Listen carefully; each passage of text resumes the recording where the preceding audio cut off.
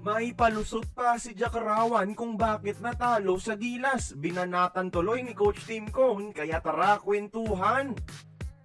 Mapait pa rin para sa mga Thai ang sinapit nilang pagkatalo sa Gilas Pilipinas, mga idol. Paghandaan ba naman ng ilang buwan tapos ina night defense lang ni Robert Bolick sa harap mismo ng home fans? Pero may palusot itong Thai big man, mga idol, na si Chanatit Jakrawan.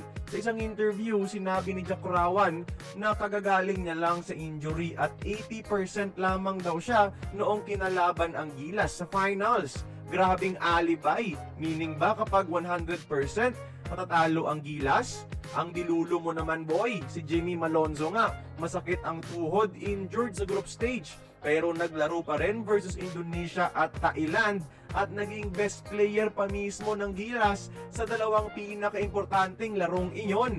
At di nga makagalaw itong si Jack Rawan sa depensa ni Jamie. Pero in fairness ha, mabait naman tong si Jack Rawan. Sadyang nagkamali lang talaga ng inangasan. Yan tuloy, bumuwelta na rin at bumanat ang main Gilas head coach Tim Cone sa laban kontra Thailand. Pakinggan nyo na lang ito. Well, I'll be honest with you. Maybe I shouldn't say this. I don't want to take anything away. But if we had brought the A team to the Southeast Asian Games, it wouldn't have been close, obviously. Especially if Kai had played. Imagine if Kai was playing and Junmar and AJ and QMB. Kung yung Team A daw pinadala, tatambakan lang yung Thailand.